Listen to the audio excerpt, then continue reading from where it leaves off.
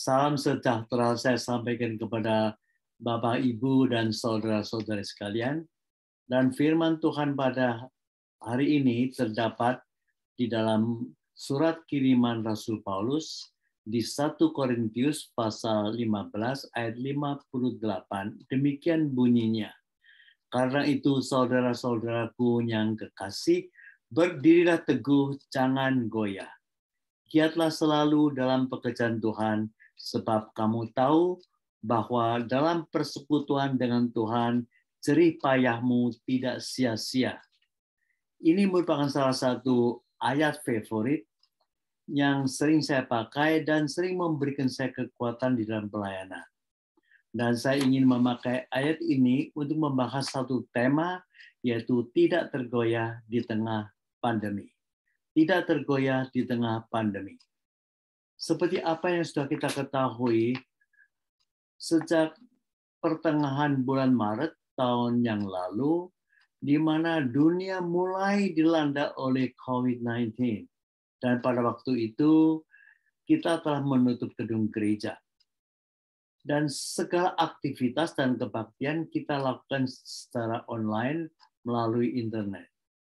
Dan pada waktu itu banyak para jemaat yang mengeluh, mengatakan kebaktian secara online itu maya, abstrak, tidak real, tidak mantap, dan lain-lain. Tetapi setelah kita menggumuli persoalan ini selama beberapa bulan, kita bahkan menemukan sudut keuntungan dari kebaktian via online ini. Saya mengatakan kebaktian atau aktivitas gereja secara online itu bukan abstrak tapi real. Bahkan saya memakai suatu istilah yaitu transcendent. Mengapa demikian? Sebab kebaktian melalui online itu yang dulu kita abaikan atau tidak perhatikan, ternyata itu mempunyai sudut yang positif di mana merupakan suatu breakthrough di dalam pelayanan kita. Segala aktivitas gereja itu tidak dibatasi oleh ruangan, jarak, atau space.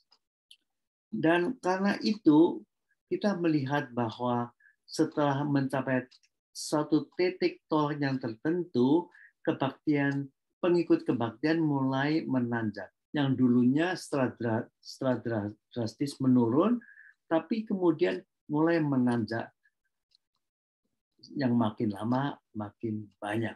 Dan dalam gereja yang saya gembalakan, saya hitung-hitung pengunjung baru, bukan orang-orang lokal, tapi yang dari luar state atau luar negeri, itu jumlahnya ada 10%. Mereka ada yang datang dari China, dari Bolivia, dari Meksiko, bahkan ada yang datang dari Indonesia. Saya tidak mengatakan bahwa pandemi itu berasal dari Tuhan. Tidak, no. Tetapi saya mengatakan bahwa karena dampak yang besar, yang dahsyat yang dialami oleh umat manusia secara global tentang pandemik ini, Tuhan tidak tinggal diam. Tuhan sudah campur tangan, bahkan Tuhan bekerja sedemikian rupa sehingga mendatangkan kebaikan bagi orang yang mengasihi Tuhan atau berfaedah kepada jemaatnya.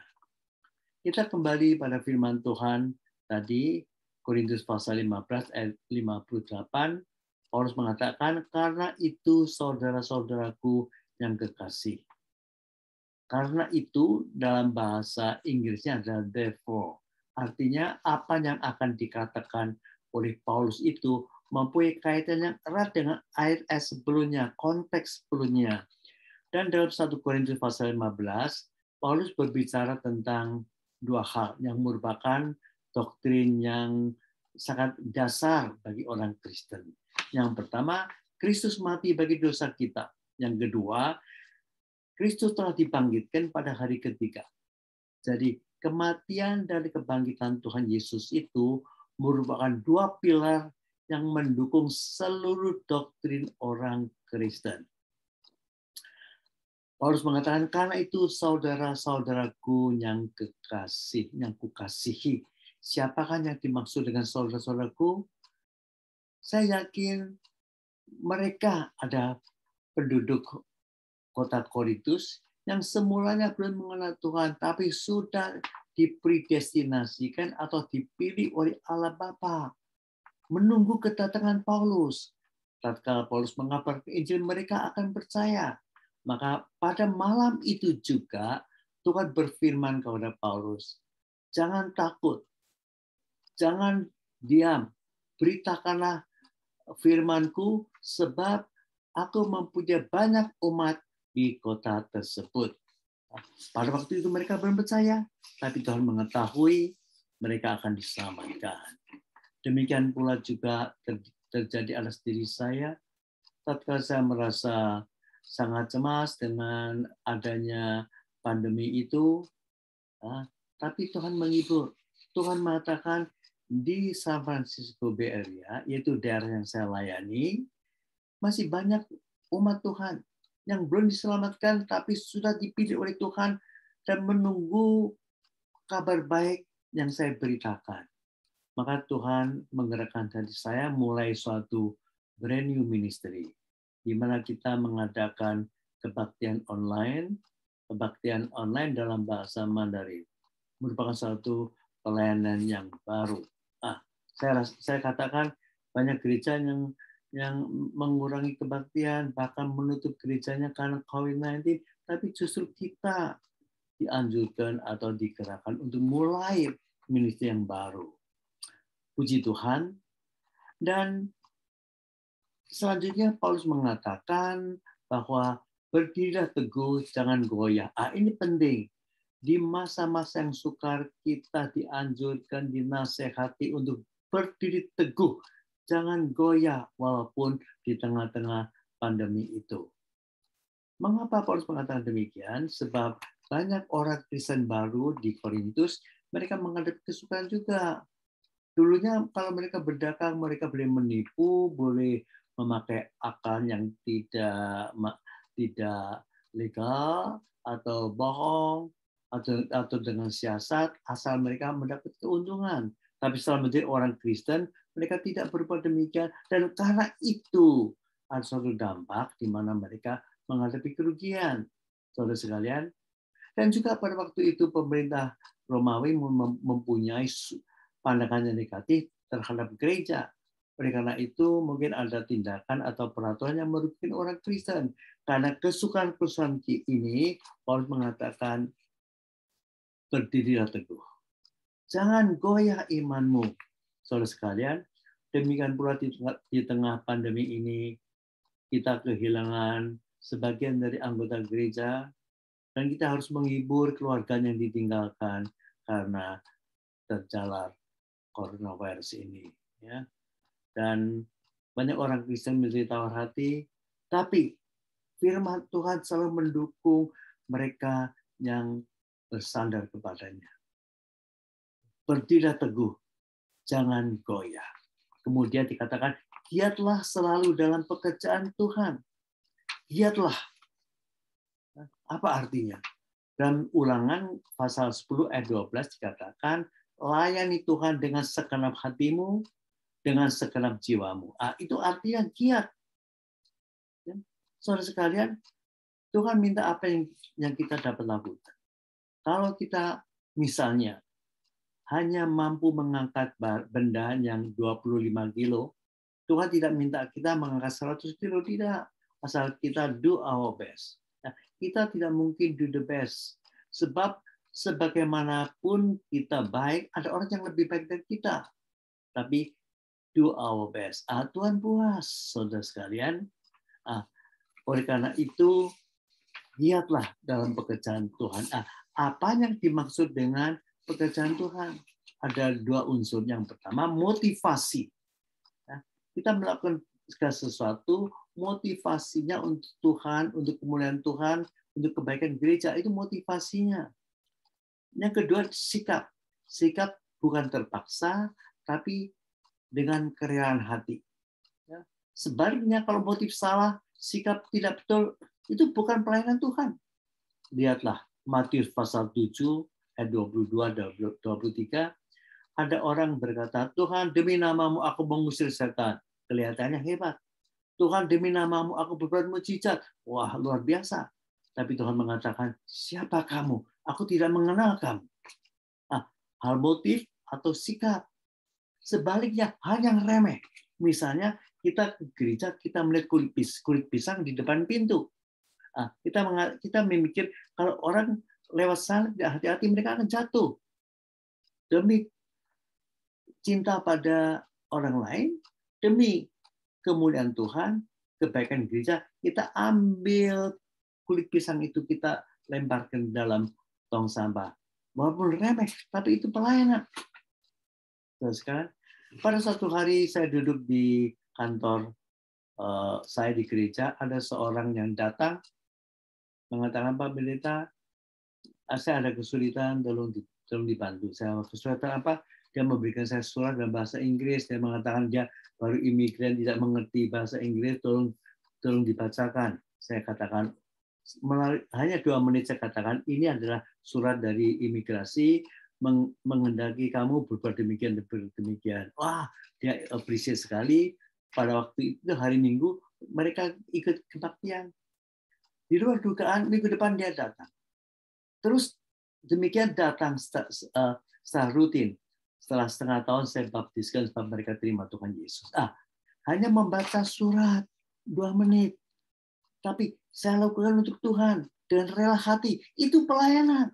Saudara sekalian, anak saya yang bernama Caleb, waktu dia pertama kali meninggalkan rumah tangga dan pergi ke Los Angeles untuk melanjutkan studinya di UCLA. Pada suatu hari saya telepon, Caleb, kamu ada melayani Tuhan? Dia, oh tidak, cuma kalau hari Minggu saya jemput teman-teman ke gereja. Lalu saya diberi kunci minibus gereja untuk jemput lebih banyak orang. Cuma itu aja, bukan pelayanan yang hebat. Walaupun kamu mengendarai mobil menjemput orang, kamu lakukan demi Tuhan, itu pelayanan, saudara sekalian. Oleh karena itu, Paulus anjurkan dalam surat Roma pasal 12 ayat pertama dikatakan,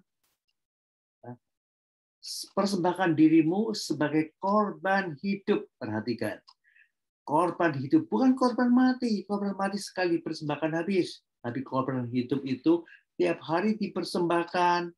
Dan berarti kita hidup bagi Tuhan. Kalau kita hidup bagi Tuhan, tidak ada rohani atau duniawi. Semuanya kita lakukan untuk Tuhan. Kita melayani Tuhan.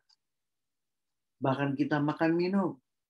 Bukan hanya untuk kebutuhan tubuh, tapi supaya kita sehat dapat melayani Tuhan. Itulah pelayanan, saudara sekalian. Dan selanjutnya, dalam firman Tuhan dikatakan bahwa sebab kamu tahu bahwa dalam persekutuan dengan Tuhan, jerih payahmu tidak sia-sia. Jerih payahmu tidak sia-sia.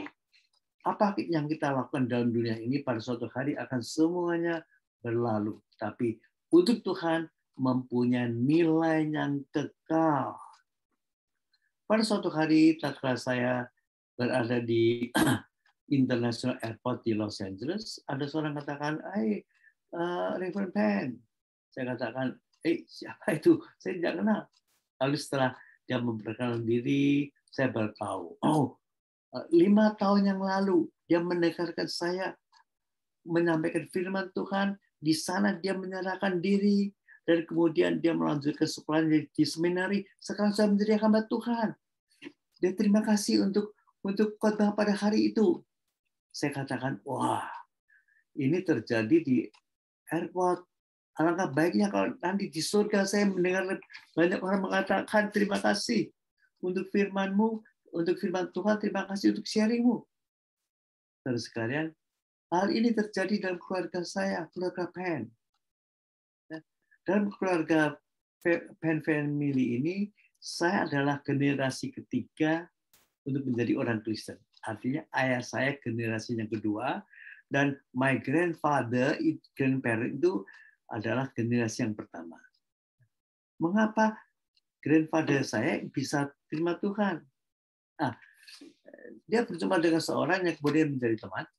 Teman itu memberikan dia Alkitab. Lalu dia baca, tertarik dia ke gereja, mendengar firman Tuhan. Demikian dia terima Tuhan, menjadi orang Kristen. Generasi pertama dalam keluarga Penny ini. Sampai hari ini turun-menurun. Saya generasi yang ketiga, anak saya generasi yang keempat, cucu saya mempunyai 2 cucu, itu generasi yang kelima. Semua jadi orang Kristen. Berapa jumlahnya? Mungkin ratusan, bahkan ribuan, saya tidak tahu. Maka pada suatu hari tatkala di surga, saya akan cari teman dari my grandpa itu. Kalau saya temukan, saya katakan terima kasih karena Alkitab yang sudah diberikan pada my grandfather. Sekarang lihatlah Penn family, ratusan orang di surga. Saudara sekalian, ini menunjukkan bahwa melayani Tuhan tidak sia-sia. Tidak sia-sia, mempunyai nilai yang kekal.